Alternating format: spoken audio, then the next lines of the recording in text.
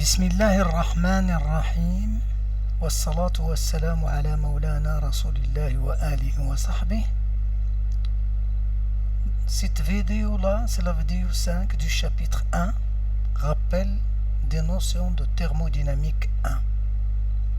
C'est la dernière vidéo pour ce chapitre, dans laquelle on va aborder des applications du premier et du deuxième principe de la thermodynamique pour les systèmes, pour des systèmes fermés, mais pour différentes transformations qui peuvent être soit réversibles, soit irréversibles. Donc voilà, donc ces exercices-là d'application concernent un gaz parfait pour lequel on considère que les capacités calorifiques sont constantes indépendantes de la température. La première transformation, c'est une transformation isochore. Donc notre système a des parois rigides et qu'il peut échanger avec l'extérieur, la chaleur et le travail. Il n'y a pas de problème, on peut écrire tout de suite que W égale 0 parce que la transformation est isochore, V égale constante, et que l'énergie interne est égale à la chaleur échangée. La variation de l'énergie interne est égale à la chaleur échangée, qui s'écrit donc CV facteur de TF moins T, parce que le gaz est parfait. Pour le calcul de la variation d'entropie, on utilisera dans ce cas, puisque la transformation est isotherme, on utilisera cette relation-là qui donne donc que D de S est égal à CV dt sur T. Si la transformation est réversible et que l'évolution donc se fait progressivement de la température TI à TF, alors delta S est égal à l'entropie échangée parce qu'il est réversible, parce que la transformation est réversible.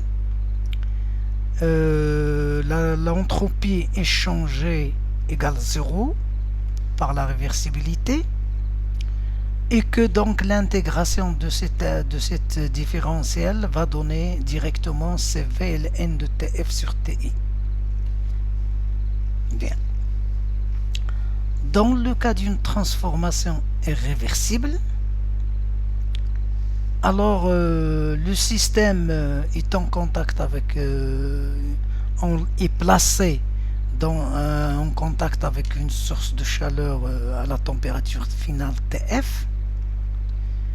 Donc sa température passe brutalement de TI à TF. La variation d'entropie a toujours la même expression. Et l'entropie échangée est égale à la chaleur échangée dans les conditions de la transformation, divisé par la température à laquelle cette chaleur a été échangée, c'est-à-dire TF. La chaleur échangée est égale à CV facteur de TF moins TI, parce que c'est un gaz parfait et que le travail égale 0, donc la chaleur échangée, que ça soit réversible ou irréversible, elle est égale toujours à la variation de l'énergie interne, donc CV facteur de TF moins TI. J'obtiens donc pour l'entropie échangée cette expression-là. Donc l'entropie créée est égale à la variation d'entropie moins l'entropie échangée. Donc c'est ce terme moins celui-ci, on obtient donc ce résultat. Bien. Dans le cas d'une transformation isobare, la pression extérieure, la pression finale est égale à la pression initiale, c'est-à-dire une transformation par exemple qui est faite dans la nature. Donc à pression constante. Dans ces conditions-là, je sais toujours que la variation de l'énergie interne est égale à CV facteur de TF moins TI. La variation d'enthalpie est égale à CP facteur de TF moins TI est égale à la chaleur échangée parce que la pression est constante. Toute transformation isobare, la variation d'enthalpie est égale à la chaleur échangée. Donc le travail échangé peut s'écrire par exemple delta U moins delta H, c'est-à-dire moins Q. On obtient donc l'expression du travail connue, c'est P final, c'est la pression extérieure, facteur de VF moins VI avec un signe moins pour tenir compte de la convention de l'échange du travail, du signe du travail échangé. Bien. Donc, dans cette transformation isobare, nous avons un W échangé, une chaleur échangée, une variation de l'énergie interne et une variation d'enthalpie. Ceci donc se calcule facilement de cette manière. Dans les conditions de la transformation isobare, on utilise pour calculer la variation d'entropie, on utilise cette relation-là, dans laquelle ce deuxième terme est nul, et il reste alors Cp dt sur T. Alors, si la transformation est réversible, on sait que delta S est égal à SE, c'est-à-dire delta, la variation d'entropie est égale à l'entropie échangée, qui est égale donc à ce résultat-là en intégrant cette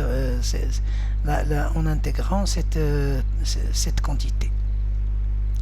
Et je sais d'après la réversibilité que l'entropie créée est égale à 0.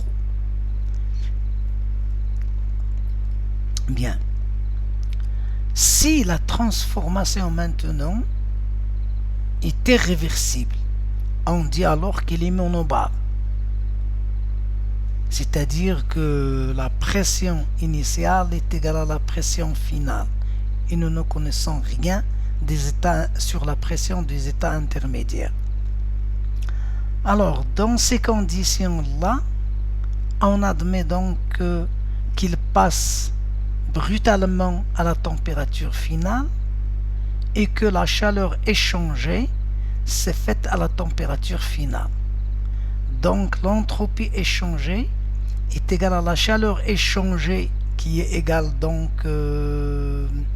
à la variation d'enthalpie, c'est cette partie-là, divisée par la température finale pour obtenir l'entropie échangée. La variation d'entropie, elle a toujours la même expression. Donc l'entropie créée, c'est la différence entre l'entropie échangée et l'entropie. C'est la différence entre la variation d'entropie et l'entropie échangée. On obtient donc cette expression-là. Donc les calculs normalement sont très faciles. Il faut comprendre que dans le cas d'une transformation isobare, dans le cas d'une transformation tout d'abord isocore, je connais l'expression de la chaleur échangée et il va me permettre de calculer l'entropie échangée, c'est-à-dire la chaleur divisée par la température finale. Et dans le cas, alors que la variation d'entropie, elle a toujours la même expression, que la transformation soit réversible ou non. Alors que dans le cas d'une transformation isobare, la chaleur échangée est calculée à partir de la variation d'enthalpie et il va me permettre donc de calculer, si la transformation était réversible, de calculer la chaleur échangée, qui me permet donc d'obtenir l'entropie échangée, c'est-à-dire le delta H me permet de calculer l'entropie échangée par cette expression, chaleur divisée par température finale. La variation d'entropie reste toujours la même, la différence me donne l'entropie créée. Bien. Alors maintenant, si la transformation est isotherme, dans le cas d'une transformation isotherme, pour le gaz parfait, je sais que delta U égale 0, donc W échangé, c'est-à-dire le travail échangé, est égal à moins la chaleur échangée. Et je sais que la variation d'entropie est égale à l'entropie échangée plus l'entropie créée, est égale à la chaleur divisée par Ts. À la chaleur échangée divisée par Ts. Parce que la chaleur, cette chaleur est échangée à la température constante que nous considérons Ts, égale à Ts. D'après la relation des gaz parfaits, je sais aussi que le travail échangé est égal à moins W échangé est égal à cette expression-là. On intègre moins PDV et on obtient ce résultat, si la transformation est isotherme. Bien. Donc, si la transformation, dans le cas où cette transformation-là est réversible, je sais que l'entropie créée est égale à 0. Il reste alors que la variation d'entropie est égale à la chaleur échangée, c'est-à-dire calculée à partir de cette expression-là qui est réversible, divisé par T0, donc le T0 disparaît ici, et j'obtiens ce résultat-là. Dans le cas où la transformation est irréversible, alors je sais toujours que le travail est égal à moins Q, le travail échangé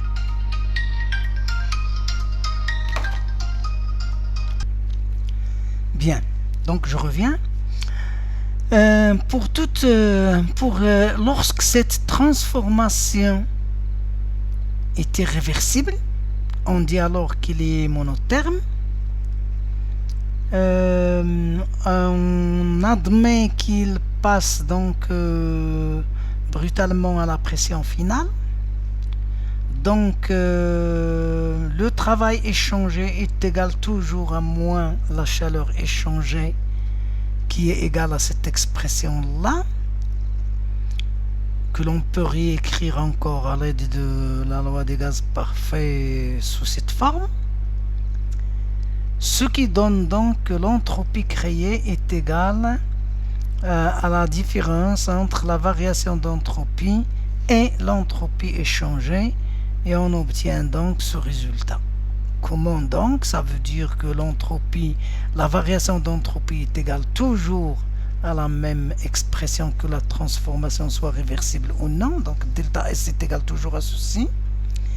Mais l'entropie échangée se calcule, si la transformation était réversible, se calcule à l'aide de la chaleur échangée, cette expression-là à laquelle je dois modifier le signe moins, que je divise par TS et j'obtiens donc ce résultat-là. Très bien.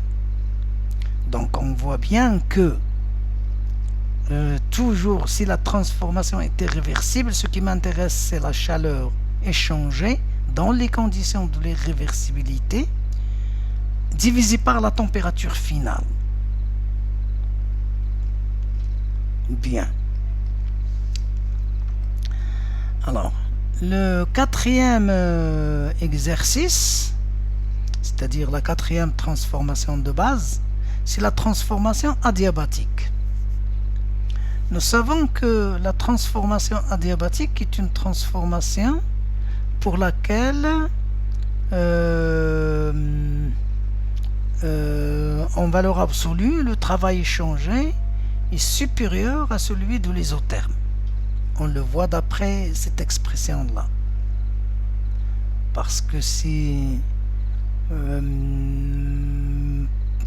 je considère le point de départ, c'est ce point-là, la température constante, j'obtiens l'air de cette sous la courbe, c'est cette partie-là, alors que la pente de la diabatique est plus raide, ce qui augmente donc le travail. Et dans le cas où je commence à partir de ce point, je vais avoir bien sûr que le travail échangé va être supérieur en valeur absolue. Bon, mais l'état final n'est pas égal. Et ces deux transformations ne peuvent pas avoir l'état final, le même état final. Bien, je laisse ça comme ça parce que je l'ai dit, donc je laisse ça comme ça. Alors, dans les cas d'une transformation adiabatique, je sais que la variation de l'énergie interne est égale au travail. Est égale donc à NCV T2 moins T1. C'est-à-dire ici, température finale moins température initiale. Dans le cas, la variation d'entropie est égale à l'entropie créée.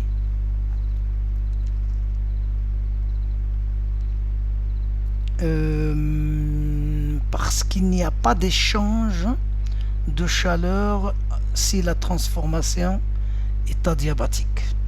Donc la variation d'entropie est égale toujours à l'entropie créée. Donc si la transformation est réversible, on aura la variation d'entropie est égale à 0, parce que S créé est égal à 0. Ce qui donne donc que la transformation est isentropique. On peut obtenir alors la relation PV à la puissance gamma égale constante. Dans le cas où la transformation est irréversible, alors à partir de cette différentielle que j'intègre, j'obtiens donc ce résultat. Donc je sais qu'il est égal à l'entropie créée qui est toujours supérieure à 0. Très bien. Donc voilà pour les 4 transformations. Il faudrait quand même faire un effort pour comprendre ces 4 transformations en plus de la transformation polytropique. Ces 5 transformations de base, on doit savoir les manipuler convenablement pour dans le cas des transformations réversibles ou irréversibles. Je vous remercie. Wassalamu alaikum.